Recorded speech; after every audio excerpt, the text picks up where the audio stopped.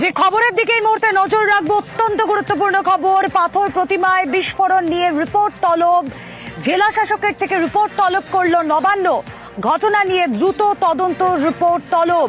কথা বলবো আমাদের প্রতিনিধি সোমরাজ বন্দ্যোপাধ্যায় রয়েছেন সঙ্গে। সোমরাজ, গতকাল রাত থেকে গোটা ঘটনার উপর নজর রেখেছে নবান্নের শীর্ষ মহল, এবং যেটা সূত্র মারফত জানা যাচ্ছে যে এই যে বাজি বিস্ফোরণের ঘটনা এবং সেখানে পূর্ণাঙ্গ তদন্তের নির্দেশ দেওয়া হয়েছে নবান্নের শীর্ষ পর্যায়ের তরফে জেলা পুলিশকে, এবং শুধু তাই নয়, দক্ষিণ চব্বিশ পরগনার জেলা শাসকের থেকে বিস্তারিত রিপোর্ট চাওয়া হয়েছে। লাইসেন্স, বাজির জন্য লাইসেন্স ছিল নাকি, বাড়িতে কি কি বাজি মজুত করা ছিল, কি ভূমিকা ছিল পুলিশের, বিস্তারিত রিপোর্ট দক্ষিণ চব্বিশ পরগনা জেলা শাসকের থেকে চাওয়া হয়েছে। যত দ্রুত সম্ভব সেই রিপোর্ট দিতে বলা হয়েছে। শুধু তাই নয়, এই গোটা ঘটনার পিছনে পুলিশের কি ভূমিকা ছিল, বিশেষ করে গতকাল রাতের ঘটনার পর ইতিমধ্যেই নবান্নের শীর্ষ পর্যায়ের নির্দেশে বিভিন্ন পুলিশের আধিকারিক থেকে শুরু করে প্রশাসনিক আধিকারিকরা তারা যাচ্ছেন, ইতিমধ্যেই পৌঁছেছেনও। কিন্তু কিভাবে এই ঘটনাটি ঘটলো তার বিস্তারিত তথ্য চাইছে নবান্ন, এবং সেই কারণেই দক্ষিণ চব্বিশ পরগনা জেলা শাসকের থেকে বিস্তারিত রিপোর্ট চাওয়া হয়েছে। নবান্ন সূত্রে খবর, রাজ্যের মুখ্য সচিব মনোজ পান্ত ইতিমধ্যেই গোটা বিষয়টি নিয়ে দক্ষিণ চব্বিশ পরগনা জেলা শাসক সুমিত গুপ্তার সঙ্গে বিস্তারিত কথাও বলেছেন, এবং যেটা সূত্র মারফত জানা যাচ্ছে, এবং তারপরেই বিস্তারিত রিপোর্ট চাওয়া হয়েছে গোটা ঘটনা। প্রতিনিধি অনুপ চক্রবর্তী এই মুহূর্তে রয়েছেন সঙ্গে। চন্দ্রকান্ত বণিকের কাকার বাড়িতে রয়েছেন অনুপ, এই চন্দ্রকান্ত বণিক এবং তুষার বণিক, তাদের সম্পর্কে কোনো তথ্য কি পাওয়া গেল? কি বলছে পরিবার?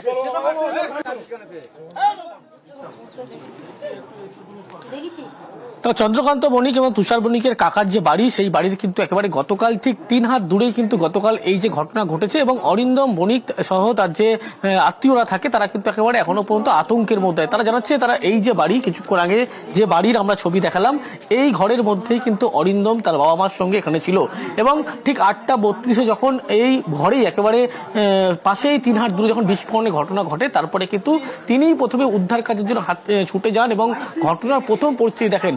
এখনো আতঙ্কের মধ্যে আছে। তিনি জানাচ্ছেন রাতের বেলা যদি হতো তাহলে হয়তো তাদেরও প্রাণহানির আশঙ্কা ঘটতো, তার কারণ 3 হাত দূরে মাত্র তাদের ঘর থেকে, এবং তারা বারবার কিন্তু আগেও বারবার জানিয়েছিল এখানে এই বাজির ব্যবসা করে এই নিয়ে পরিবারের মধ্যে দ্বন্দ্ব এমনকি ছিল, পরিবারের দু পরিবারের মধ্যে যোগাযোগ বন্ধ হয়েছিল এই প্রতিবাদ করার জন্য। আর সেখানেই একেবারে গতকাল রাতের বেলা আরো একবার দেখো যে বাড়িতে এখনো পর্যন্ত নিরাপত্তার জন্য তালা মারা আছে, সেই বাড়ির ভিতরে কিন্তু 3 হাত দূরে জানলা থেকে যেখানে বাজি মজুদ রাখা ছিল, গতকাল যে বিস্ফোরণের ঘটনা ঘটেছিল অল্পের জন্য কিন্তু তিনি রক্ষা পেয়েছেন, তার পরিবার রক্ষা পেয়েছে এমনটা বলা হচ্ছে।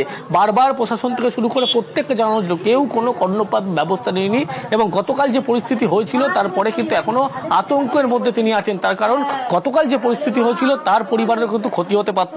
মাত্র 3 হাত দূর থেকে তিনি গোটা ঘটনা দেখেছেন, কি ভয়াবহ পরিস্থিতি তিনি কিন্তু একেবারে প্রকাশ্যে জানাচ্ছেন। সেই কারণেই তিনি কিন্তু যাতে পরবর্তী এরকম ঘটনা না ঘটে প্রশাসনের কাছে আর্জি জানাচ্ছে। কিন্তু গতকালের যে ঘটনা, যে ছবি একেবারে প্রকাশ্যে তিনি দেখেছেন, তারপর থেকে কিন্তু এখনো আতঙ্কের মধ্যে। 3 হাত দূরে মাত্র এই বিস্ফোরণের ঘটনা ঘটে, যে বিস্ফোরণের ভয়াবহতা ছিল, এবং সেই কারণেই তিনি কিন্তু একেবারে নিরাপত্তা চাইছেন।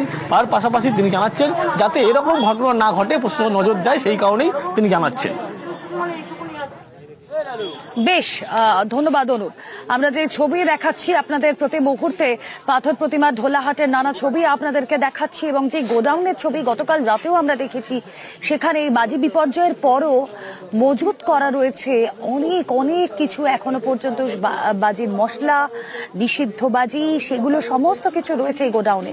কিন্তু তার আগে আরেক আত্মীয়ের বক্তব্য, অরিন্দম বণিক, চন্দ্রকান্ত বণিকের আত্মীয়, শুনুন কি বলছেন তিনি। সামনে বাসন্তী পুজো রয়েছে, তো ও একটা হিউজ পরিমাণ হয়তো স্টক বাড়িতে রেখেছিল, কোনো কারণবশত ডিস্ট্রিক্ট হয়ে যায়, এবারে আগুনটা ধরে গেছে। এই তো মাত্র 3 হাত, যদি মানে সন্ধ্যাকালীন না হয়, যদি রাত্রে হতো তাহলে আমরাও মানে ডেড হয়ে যেতাম। অল্পের জন্য বেঁচে গেছে, একদম অল্পের জন্য।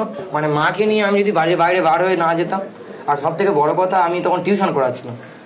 এইটা হচ্ছে চন্দ্রকান্ত দার রান্নাঘর, আর ওই পাশেরটা হচ্ছে তুষারদার রান্নাঘর।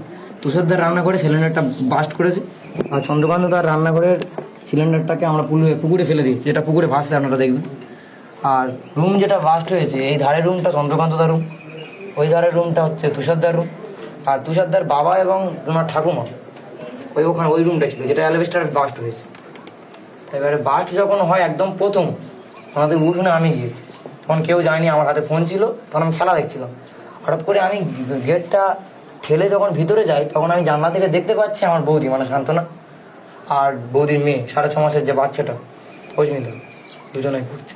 এবারে সেই সময় আমরা দেখতে পাই যে চন্দ্রকান্ত দা তুষারদা বাইরে ছিল, ও বাইরে থেকে দৌড়ে দৌড়ে ভিতরের দিকে আসে। আর যেহেতু ওরা ভিতরে ঢুকে যাচ্ছে, তাই ওকে আটকানোর জন্য যখন আমি আটকাই, প্রথম চন্দ্রকান্ত তাকে আমি আটকেছি, তারপর আস্তে আস্তে লোক জমায়েত হলো। আর ওনাদের দুজনকে বার করতে গিয়ে ভাইপোকে আমি আর বার করতে পারলাম না, ভাইপো মামা করে ভিতরে ঢুকে গেছে।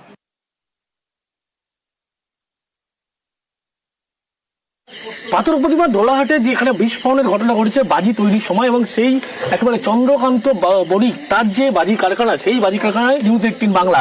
এই যে বাজি কারখানা ঠিক বাড়ি থেকে ঠিক ঢিল ছোড়া দূরত্বে একটি বাঁশবাগানের মধ্যে পরপর দুটি বাজি কারখানার ভিতরে একবার ঢুকবো, সেই ছবি দেখানোর চেষ্টা করব। এইভাবেই এখানে প্রচুর পরিমাণ বাজি এখনো পর্যন্ত মজুদ রয়েছে। এইভাবেই বড় বড় সেল থেকে শুরু করে প্রত্যেকটি বাজি মজুদ রাখা হয়েছে, ও ওপরের দিকে প্রচুর পরিমাণে কিন্তু বাজি তৈরির যে সরঞ্জাম সেই সমস্ত রয়েছে। বেশ কিছু বাজি এখনো পর্যন্ত দেখতে পাওয়া যাচ্ছে।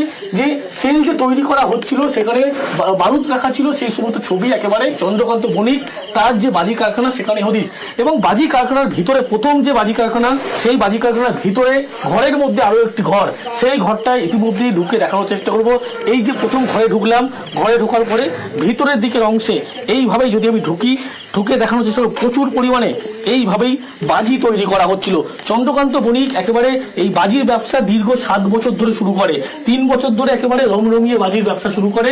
এবং এখানকার মানুষের যে একেবারে বারবার অভিযোগ, পরিবারের সদস্যদের কিন্তু অভিযোগ, এইভাবে বেআইনি বাজি এইভাবেই তিনি তৈরি করছেন, বারবার পরিবার বাধা দিয়ে, তাই নিয়ে গন্ডগোলের সূত্রপাত।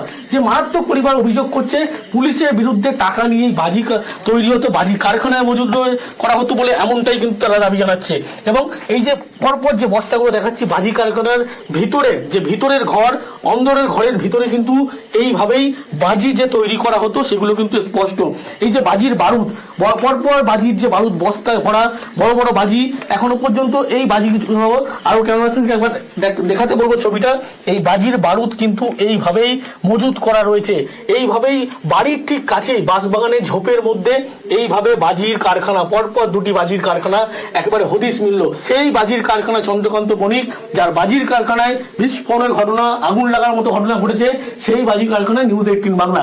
এই প্রথম যে বাজি কারখানা, যেখানে মূলত এই ছবিটা যেমন দেখালাম, পাশেই আমি দেখানোর চেষ্টা করবো আরো একটি কিন্তু একেবারে বাজি কারখানা, সেখানে কিন্তু সেই ছবিটাও দেখাতে বলবো। ঘরের মধ্যে ঘর, সেখানে কিন্তু এইভাবেই বাজি সাজানো রয়েছে। বাজি যেখানে ছিল সেগুলো কিন্তু আরো স্পষ্ট হচ্ছে। দুটি বাজির পরপর কারখানা রয়েছে চন্দ্রকান্ত বণিকের।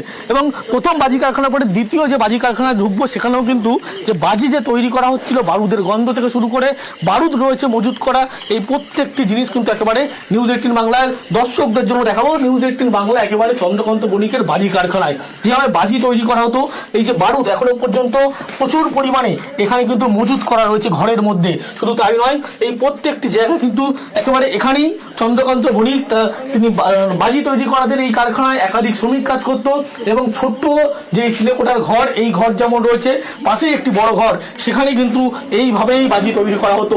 পরিবার বারবার অভিযোগ করছে দীর্ঘ 7 বছর ধরে কিন্তু একেবারে এই চন্দ্রকান্ত বণিক এই বাজির ব্যবসা, কিন্তু 3 বছর ধরে এই বাজির রমরমিয়ে সমস্ত কিন্তু কাজবাজ ছেড়ে শুধুমাত্র বাজির ব্যবসা করতেন। পুলিশের বিরুদ্ধে অভিযোগ, পুলিশ সবটাই জানতো, তারা টাকা নিয়ে যেত। নিউজ 18 বাংলার ক্যামেরায় এই চন্দ্রকান্ত বণিকের বাজির কারখানার পরপর দুটি বাজির কারখানা হদিস। এবং যে জায়গাটা আমি যদি একবার ঘুরে দেখানোর চেষ্টা করব, এই জায়গায় বসেই কিন্তু একেবারে বাজি বেশি তৈরি করা হতো বাড়ির পাশাপাশি। এবং সচরাচর কেউ না জানলে একেবারে কারোর কিন্তু নজরে আসবে না এখানে বাজি তৈরি যে হতো। এবং যে বাজি তৈরি হতো একদম নির্জন একটি মাঠ বাড়ির কাছেই, সেই মাঠের মধ্যেই একেবারে ঝোপঝাড় ভরা, সেখানে বাঁশবাগান, সেখানেই কিন্তু পরপর এই একটা যে বাজি কারখানা লক্ষ্য করা গেল, আরো একটি বাজি কারখানা দেখাবো। এই পরপর দুটি বাজি কারখানায় চন্দ্রকান্ত বণিক তিনি কিন্তু এই ব্যবসা গোটা চালাতেন। এবং পরবর্তী ক্ষেত্রে লক্ষ্য করা গেল যে বিস্ফোরণের ঘটনার পরেই একেবারে সামনে আসছে, আর যেখানে কিন্তু পুলিশের ভূমিকা থেকে শুরু করে প্রত্যেকটা নিয়ে প্রশ্ন উঠছে। ক্যামেরায় মনোজ কুমার সিং, অনুপ চক্রবর্তী, নিউজ 18 বাংলা।